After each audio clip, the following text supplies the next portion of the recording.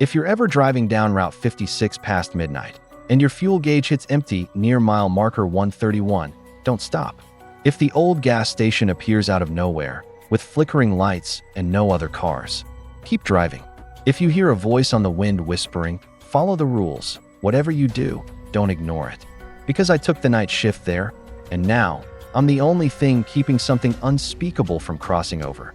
The job posting looked simple enough. Night attendant wanted, highway service station, 10 p.m. to 6 a.m. Good pay, minimal supervision. That was all it said. No location, no contact number, just a P.O. box address and a date for walk-in interviews. I was broke, desperate, and running out of options, so I showed up. The gas station sat on the edge of Route 56, a forgotten stretch of highway cutting through desolate woodlands and blackened hills. I'd never seen the station before, even though I'd driven that road a dozen times. Still, when I arrived, the gas pumps were lit like lanterns, casting a weak orange glow over the cracked asphalt lot. The building was old, mid-50s construction by the look of it, with rusted signs and a faded logo that read, Crowley's Fuel and Service. Inside, I was greeted by an old man in a dusty sheriff's hat. He had one blue eye and one milky white, and he never smiled. "You're here for the night job," he said, not a question. I nodded. "Yeah," the ad said. He raised one weathered hand and dropped a laminated sheet of paper onto the counter. "Read. Memorize. Don't ask questions." I picked it up. It had 10 rules typed in bold, uneven print. No signature. No explanation. The rules of Crowley's gas station. Do not open the station's front door after 11:11 p.m., no matter who or what is knocking. At exactly 12:03 a.m., turn off pump number 4 for 5 minutes. It will turn itself back on. Let it. If a black 1950s Buick pulls in and no one gets out, go to the back room and close the door until it leaves. Keep the station's radio tuned to AM 1560. If it starts playing jazz, turn it off immediately and pray. Do not look at the man in the mirror after 2:06 a.m. He is not you. Never, under any circumstances, enter the basement. At 3 a.m., check the security monitor. If you see static, it means someone is watching you from inside the cooler. Don't go near it. If the payphone rings, answer on the 3rd ring. Do not speak. Just listen until it clicks. If a customer asks for gas but casts no reflection in the station window, serve them quickly and don't make eye contact. Leave one pump running at sunrise, even if no one is there. Especially if no one is there. I looked up from the list. Is this a joke? The old man didn't blink. You'll know soon enough. Your shift starts now. He walked out the front door, vanishing into the early night mist like a ghost leaving the stage. And just like that, I was alone. The gas station buzzed with the hum of dying neon and the tick-tick of an old clock behind the register. There was a bitter scent in the air, like oil, mold, and something coppery underneath. I stepped behind the counter, rules still clutched in my hand. It didn't take long for the first rule to test me. At 11:11 p.m. sharp. A knock echoed on the glass front door. 3 soft taps. I looked up. A woman stood just outside. Thin, pale, wearing a white dress that fluttered in windless air. Her face was hidden in shadow, but her fingers were blood red against the glass. Tap, tap, tap. I froze. Don't open the front door after 11:11 p.m. My brain screamed logic. Maybe she needed help. Maybe she was hurt. But something inside me, a primal instinct I didn't know I had, held me back. The woman tilted her head slowly, as if listening. Then her mouth stretched into an unnatural smile, pressed flat against the glass like rubber. She vanished. Midnight. Pump number 4 clicked on by itself. A dull whir. I checked the monitor. No cars. Still, I grabbed the switch and turned it off. The lights above it blinked out. I waited. My heartbeat thudded louder than the hum of the soda cooler. At 12:08 a.m., the pump turned back on. No input. No fuel request. Just alive. I backed away, unsure whether to be afraid or amazed. Then came the black Buick. It rolled up at 12:47 a.m. No sound. No headlights. Just appeared. No door opened. No driver got out. It sat idling, silent, hungry. I didn't wait. I bolted to the back room, closed the door, and listened. The radio in the front lobby crackled. A voice came through, whispering what sounded like Latin. Then jazz. That low, off-tempo, droning jazz like something you'd hear in a funeral home underwater, and I covered my ears. Minutes later, the Buick was gone. So was the jazz. 2:06 a.m. that I was washing my hands in the grimy bathroom when I glanced up and froze. The man in the mirror smiled, but I wasn't. He leaned closer while I stood still. His eyes were black, bottomless, and his grin was impossibly wide. I turned away, and the mirror man kept staring. 3:00 a.m. Static. The screen buzzed, then cleared, revealing a figure crouched inside the walk-in cooler, naked, hairless, its skin stretched too tightly across its skull. Its eyes were open. It smiled at the camera, and the cooler door creaked. I locked it from the outside. The payphone rang at 3:33 a.m. .1 ring. .2.3. I picked it up, shaking. On the other end, a voice whispered, "He knows you saw him in the mirror." Then a click. Silence. 4:44 a.m. A customer pulled in. Normal looking, except no reflection. He didn't say a word, just pointed to pump. #2. I filled it. He handed me cash, ice cold to the touch, and drove off without headlights. Sunrise. 5:59 a.m. I left pump number 1 running. No cars. No people. But the moment the sun crested the trees, I saw footprints in the lot, burned into the asphalt like ash shadows. I should have quit, should have run, but the old man was right. I knew now, this wasn't just a job. This was a post between worlds, a station on the border of something unholy, and the rules weren't optional. They were a contract. Break them, and the station feeds. The first time he showed up, I thought he was just another lost traveler. The second time, he was dead, his body mangled and his smile upside down. But it was the third time that broke me, because by then, I knew I was the only thing keeping him out.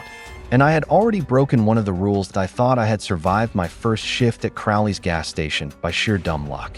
The rules had been terrifying, sure, but manageable, like a twisted scavenger hunt with death as the prize for failure. But night 2, that's when it got worse. That's when he came back. It began at exactly 10:01 p.m., an hour before the front door rule kicked in. I was checking inventory behind the counter, moldy snacks, ancient oil cans, and beef jerky that may not have been beef, when the chime rang above the entrance. A man walked in, mid-40s, balding, flannel shirt stained with oil.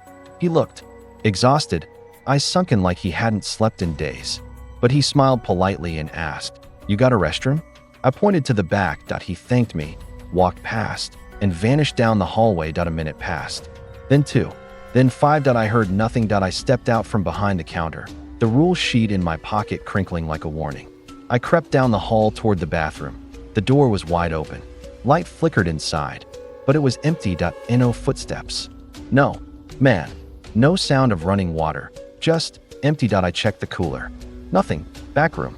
Locked. I walked back to the counter confused, scanning the security monitor. It was then I saw something that made my skin crawl. The man was standing outside. On the screen, grainy and gray, he stood at pump number 3, staring at the station, unmoving, still smiling. I blinked. My breath hitched. He hadn't left. He never came back inside. So how the hell? The front chime rang again. He stepped through the door. Again, same shirt, same smile, same tired eyes, like he'd hit rewind. He didn't acknowledge me this time. Just walked to the drink fridge, opened it, and stared inside, never blinking. For almost 10 straight minutes, he never picked anything up, never closed the door. I watched, frozen. Then he turned to face me and said, "You left pump 1 running too long." My heart dropped. He shouldn't have known that. I hadn't told anyone, not even the old man. He smiled wider now. Teeth too white. Too many. I think it's hungry now. I ran to the rules sheet, scanned it again. Nothing about him. Nothing about pump 1 feeding. But there was a handwritten note on the back that hadn't been there last night. When something comes back more than once, it doesn't want gas. It wants your place. I looked up. He was gone. Just gone. 11:11 p.m. came. I locked the doors.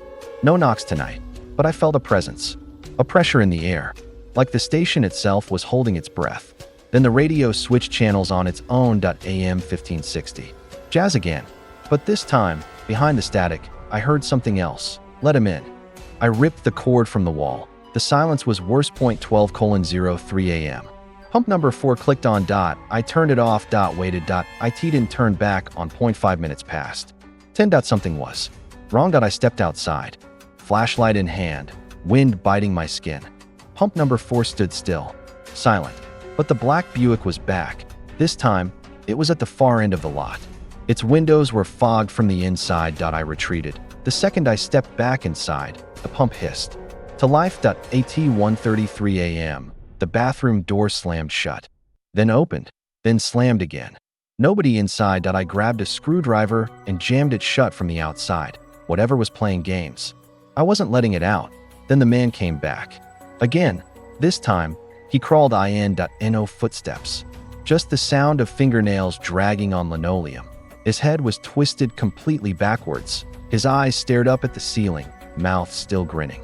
Toward the floor. I screamed. He stopped crawling and whispered, "I'm getting closer." I ran to the back room, locked the door, checked the monitors. He was now behind the counter. I could see myself on the screen, trembling in the locked room. And him, watching the door from the other side, still smiling, still wrong. Then the payphone rang. 1.2.3. I answered, shaking. A voice, deeper than anything human, spoke in reverse. I don't know what it said, but the door behind me unlocked by itself. The man's shadow passed by under the crack. 3:00 a.m. The cooler light flickered, static on the camera. I looked away, but not in time. Inside the monitor, the crawling man smiled again, his face now pressed against the camera lens. His eyes wept black tears. By 4 a.m., the gas station's lights flickered off entirely. Emergency backup kicked in, red bulbs. The man in the mirror reappeared. This time wearing my clothes. He whispered, "You've already broken a rule. There is no way out." For 44 a.m., a customer pulled in. Young woman, blonde, looked terrified. She knocked. I checked the clock. For 44. Okay, safe. I opened the door. She burst in. I hit something on the road. Some man. He didn't move then. He stood back up. Her voice caught in her throat. She stared behind me. I turned. The crawling man was in the middle of the room, upside down, smiling. She screamed and bolted. I slammed the door shut behind her and threw the lock, but it was too late. The lights dimmed. 5:00 a.m. I stood in the middle of the gas station. Alone. Floor bloody. Air stale. The man had vanished again, but I knew now. He wasn't a ghost.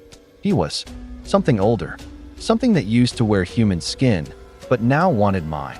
The old man's voice rang in my memory. When something comes back more than once, it doesn't want gas. It wants your place. He wasn't feeding, he was replacing. Sunrise. I left pump number 2 running, as always. But the station didn't feel lighter. The mirrors were all cracked now. The payphone was melted, and the monitor showed me, still standing behind the counter, even though I was nowhere near it. That was 2 of me. 1 breathing. 1 waiting. And the worst part, tomorrow is night 3. And rule number 11. Handwritten in fresh ink at the bottom of the page, read, "If he gets inside by the 3rd night, burn the gas station, or he'll drive you to hell himself." I thought I was protecting the world from what hides at this cursed gas station. But when I saw myself in the mirror, burned, screaming, begging to be let out, I realized I'd already lost. The man who wants my skin is getting stronger, and now the station is starting to rot from the inside out. If I don't burn this place down by sunrise, it'll be too late. For everyone. The 3rd night began with fire, not literal yet, but I woke up with a nosebleed and smoke in my lungs. Even though my apartment was clear, the dreams had returned. Visions of the station swallowing itself whole, twisted pipes crawling like vines, black oil oozing from mirrors. The gas station wasn't just cursed anymore, that IT was evolving. When I arrived at 9:47 p.m., Crowley's fuel and service looked like it hadn't been touched in 50 years. Dust everywhere, ivy creeping up the walls. All the glass was cracked, and every sign had warped into foreign symbols, letters that shifted if I looked too long. And yet, the door creaked open like always. Same buzz of the ancient overhead lights, same rot smell of oil and something wet. But one thing was new. The mirror behind the counter was missing. Or stolen. In its place was a gaping, burnt outline. The wall behind it blackened like someone had tried to burn something out, but failed. On the counter sat the rules list. But it had changed. Crowley's rules. Revise the man in the mirror is not you. If you see him outside the glass, leave. If you can't leave, burn the room. Pump number 4 will bleed tonight. Let it. Do not clean the blood. The crawling man will knock on the roof at 2:02 a.m. Do not look up. The cooler is now a gate. Lock it with the rusted chain in the shed. If a second version of you appears, do not speak to it. If the payphone rings tonight, do not answer.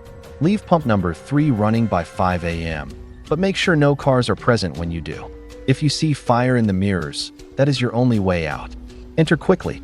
Don't forget the most important rule. If the man takes your voice, he takes your body next. Final rule. If you fail any of the above, burn the station. Save the world.my hands trembled as I finished reading. Outside, the wind howled, but the trees didn't sway. And then, at 10:01 p.m., something knocked on the mirror wall from the inside that I stared at the burn mark where the glass had once been. Another knock. Point 3. Soft scratches. My own voice whispered, "Let me in. I'm cold out here." I backed away. The mirror hadn't shattered. It had been pulled through. Whatever was in there had started feeding. Not just on reality, but on me. At 11:11 p.m., the front door knocked. I ignored it. The knocking became pounding. I held my breath. The sound morphed into something sharp, claws on metal. Then, silence. When I finally glanced out the window, the parking lot was full of cars, but they were upside down, hovering. Silent. 12:03 a.m. Pump number 4 hissed on, but instead of fuel, blood leaked from the nozzle. Thick, black, bubbling. I dropped it. The blood hissed when it touched the ground, burning through the concrete. Something moved beneath the lot. A pulse.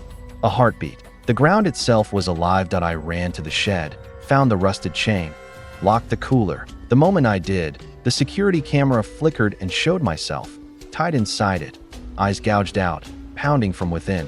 The image blinked away, but the pounding continued. At 2:02 a.m., the roof groaned.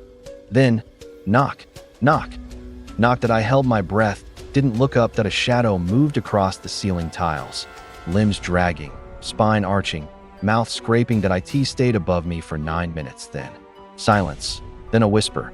"Next time, I'll open the throat first." 2:30 a.m. The second me appeared, walked in from the front door like a regular customer. Only his skin peeled in places. His eyes were solid black. His smile was too human that he spoke in a rasp. "You don't need to be scared anymore. Let me drive tonight." I said nothing. He smiled wider. "Smart boy." Then walked out into the fog. 3:00 a.m. The radio, still unplugged, began to play. Static. Jazz. Then a voice. "You failed Rule 5. The lights went out. When they returned, the cooler door was wide open. The chain had melted, and the version of me with no eyes stood there, holding something writhing in its hands. A pile of skin and teeth. He whispered, "You never deserved this job anyway." Then threw it at my feet. 3:33 a.m. The payphone rang. I ignored it. It rang again. And again. It never stopped. At by 4 a.m. The entire station was vibrating with the sound, like a heartbeat, like the walls themselves were screaming. So I answered. A voice, my own, said, "It's already inside you." I collapsed behind the counter. Something burned inside my chest. I vomited blood. It hissed like acid on the floor. When I looked in the shattered glass by the register, my reflection was smiling. But I wasn't. 4:44 a.m. A car pulled in. No driver. Just a burning trail behind the tires. I didn't move, didn't blink. It left after 5 minutes. But the building got colder, like the warmth of the world had been drained out through the pipes. 4:59 a.m. I prepared to leave pump number 3 running. But 3 children stood there now, all in gas station uniforms, all wearing my name tag. They waved in unison and whispered, "Don't forget the fire." 5:00 a.m. I flipped pump. #3. No cars. Good. But the children screamed in unison and burst into flames, then vanished, and the building moaned. The foundation cracked. The lights died. I ran to the back, grabbed the emergency gasoline stash, poured it along the baseboards, lit a match. The station hissed, like it was begging, like it was alive. But I threw the match anyway and watched Crowley's gas station burn. As it collapsed, I saw my reflection in the fire. It waved, then stepped out of the flames, smiling, identical. You only burned the walls, it said. Not the idea. Then vanished. I blacked out. I woke up in a hospital an hour later. Blistered, drenched in soot. No explanation. They found no remains of the gas station. No address, no trace. Just a single, melted sign at the edge of Route 56. Night attendant wanted, must follow rules. I burned that cursed gas station to the ground, watched it collapse into ash and bone. But a week later, I drove down Route 56, and it was back. Good as new. Clean. Open. Lit up like it never left. And in the window, standing behind the counter, was me. A week. That's how long I lasted. After I torched Crowley's, I tried to move on. Got a cheap apartment 3 towns over. Worked daytime deliveries. Avoided highways. I didn't talk about what happened. Who would believe me? But every night, I dreamed in flickering neon, and every mirror I passed, my reflection whispered something new. We're still hiring. Then came the letter. No return address. Inside, a single photo. A freshly built gas station. My gas station. Crowley's Fuel and Service, perfectly rebuilt. Not a speck of ash in sight. On the back, in smudged black ink. Shift begins again at 10 p.m. You already said yes. I tried to ignore it, but the same night, my phone began ringing. No number, over and over. When I finally answered, my own voice rasped. You left the door open. So I went back. Not because I wanted to, because I knew I had no choice. Route 56 looked the same. Empty, swallowed by forest and fog. But as I drove past mile marker 131, I saw the glow, fluorescent. Too bright. Crowley stood pristine, like it had never burned. The pumps were spotless, the signs unweathered, the front windows clean and clear, but the second I stepped out of my car, the smell returned. That sour, coppery rot, the smell of something old pretending to be new. Inside, everything was ready, register lit, cooler humming, bathroom door ajar, and behind the counter, me. But not me. The thing wore my face, but it didn't breathe. Its eyes were static fuzz. Its smile was frozen. It nodded once, then faded away like a skipped frame. I looked down at the counter. The rules were there. Only now, they were carved into the wood. Permanently. Crowley's final rules. You burned us. Now we burn you. Accept your fate. Every mirror is now a window. Don't look too long. The pumps do not serve gas anymore. They serve something else. Do not touch the fluid. The cooler is still a gate. It hungers now. Feed it meat every hour, or it'll come looking. At 1 a.m., a bus will arrive. Everyone on board is already dead. Serve them without questions. If your reflection ever turns its back to you, you have 60 seconds to kill it. No one is coming to save you. If someone says they were sent by Crowley, run. If the register prints a receipt with no purchase, burn it immediately. It's a summoning key. You must smile when the door chimes, even if you're alone. Especially then. Final rule, the station is alive now. It can hear your thoughts. Think of fire again, and it'll bury you in your own skin. 10:00 p.m. The front chime rang. A man walked in, dressed in a UPS uniform, his chest torn open. He smiled. Package for you. I didn't move. He slammed the box on the counter and collapsed into dust. The box opened by itself. Inside, a VHS tape, labeled in red ink. Training. I found the old TV in the back room, just like before. Plugged it in, pressed play. The screen buzzed, then showed my own burned body from the night I torched the station, except this time. I got back up, stared into the camera, said, "You didn't finish the job." The tape looped and looped and looped. At 12:01 a.m. Pump number 2 turned on. The liquid was black-red, sluggish, alive. I didn't touch it, but it crawled up the nozzle on its own, reaching toward me. I backed away. Then the cooler door burst open, screaming. Inside was a customer, skinless, begging to be saved. I slammed the door, fed it a raw steak from the mini-dash fridge. It purred like at 1 a.m. The bus arrived, old, rusted, no headlights. It hissed to a stop. Doors creaking open. A line of passengers shuffled off, no eyes, no tongues. Each handed me money and whispered, "Pump 6." There was no pump 6. They stood in a circle and stared, until one of them whispered, "You're not the first, just the loudest." Then they vanished. 2:06 a.m. I looked into the mirror. My reflection turned around, didn't blink, didn't smile, just faced the other way. 60 seconds. I grabbed the tire iron, swung at the mirror, glass shattered, but behind it, nothing, just a staircase leading down, dripping, breathing. I went down. Each step took a year off my life. I felt it, bones cracked, nails curled, eyes burned. At the bottom, a single room. My childhood bedroom, but the bed was occupied. By me, chained, rotting, but alive. He whispered, "You left me here when you took the job." Then he laughed until blood poured from his mouth. The station had made a copy and left the real me buried inside. I smashed his skull. Or tried to, but the room laughed. The gas station above growled, deep and angry. I ran back up the stairs, back into the fluorescent nightmare. 4:00 a.m. The payphone rang. I didn't answer. It rang again and again until it exploded. Inside the receiver was a tooth.